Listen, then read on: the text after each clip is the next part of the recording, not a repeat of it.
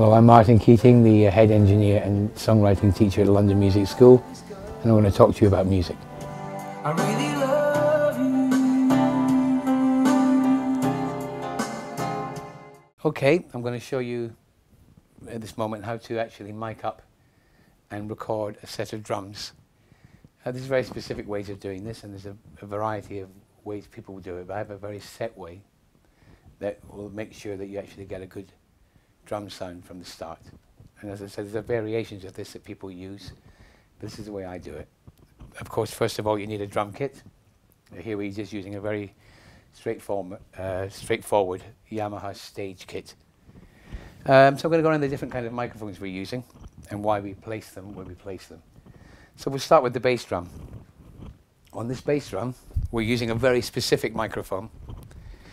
This is an Audio-Technica bass drum microphone. I prefer it than the D112 or the usual microphones because inside it uses two microphones. So it's got a condenser and a dynamic, which I'll explain later on when we have a listen why that's very handy later on should you want to change the sound. So it's a very specific microphone used by the Red Hot Chili Peppers. So one of the few facts about that one microphone. So that's the only really specialized microphone that I use. Next we go into the snare drum. I always like to mic up the snare drum from above and below by using two SM57s. I like to make sure there's a mic underneath to catch the actual snare itself. So you'll see I've got them placed.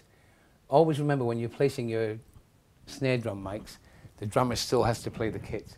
So if that mic's in the way, you will hit the microphone. It's a mistake a lot of people make.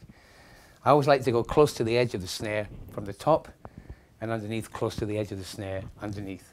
And that gives you a bit of variation later on should you want to get that snare drum sound from the bottom. Just two ordinary bog standard SM57s. Moving on to the hi-hat, I use the actual AKG C451.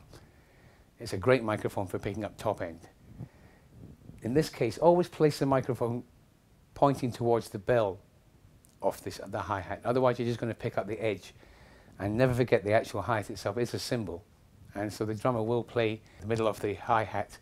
And so that has to be picked up as well as the edge of the hi-hat. And never ever put it on the side, which I've seen a lot of people do, because the air that comes from the hi-hat will distort when using that microphone. Over the toms, you'll see I've got three Sennheisers. I like these old microphones. We used to use them in the 70s, and they're still around. They get a great tom sound. You can use them for anything, in fact. You can use them for the bass drum, but I'm using here three matched on the three toms.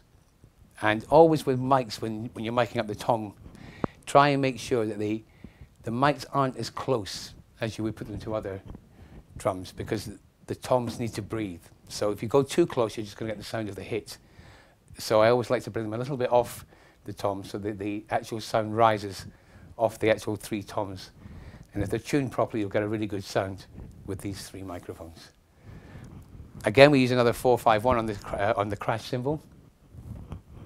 Straightforward AKG mic that we still have on the hi-hat as well. Now going into our overheads, that's our two most important microphones when we're recording drums.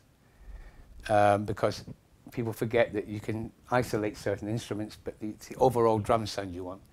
And I do this with using two 451s. I can use any match pairs of condenser microphones, but I like the 451s. They're nice and bright. I like them well above the kit, so you're picking up the whole kit properly from left and right. So there you are. We've got the normal Sennheisers on the toms, your AKGs on the cymbals, on two 414s above, and the specialized Audio-Technica mic on the bass drum. Fundamentally, even though we've mic'd up the drum kit, the shape and the size of the room are very important because we don't always have the space to set it up like this. And also this space is not as big as some studios where you have a much bigger room. So there are variations on this, especially if you get into a confined space. You'll see from here that this studio was designed by Trevor Horn, and the ceiling itself has been designed to deal with drums. And that's why the drum kit sits in the middle of the room when we're recording. It allows us to bounce the sound at the top and leaves a nice open sound in the room, but we're getting no sound coming back from different parts of the studio.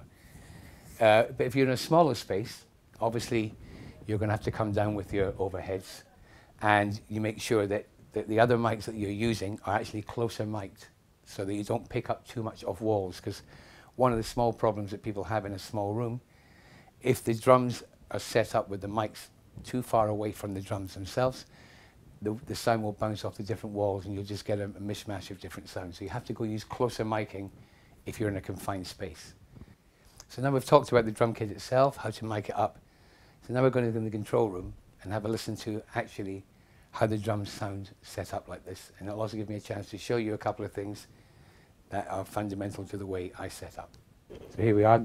We've just mic'd up the drum kit. I'm going to let you hear the sound of the way it's been set up. Two major points is the bass drum, because we're using a stereo mic, and the up and down part of the snare drum.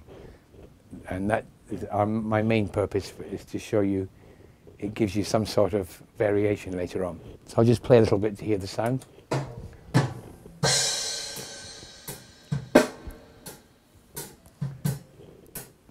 Because the stereo mic can be used as you've got your condenser mic here, which gets the top end. If I bring it up, you can hear it, the clip of the bass drum. And that's your dynamic mic, which brings up the bottom end. And the snare drum from underneath. This is a little sharp attack. And that's why I use two mics on the snare drum and use a specialist mic on the bass drum. And that's the overall kit as you saw it set up. There you go, how to mic up and record a drum kit.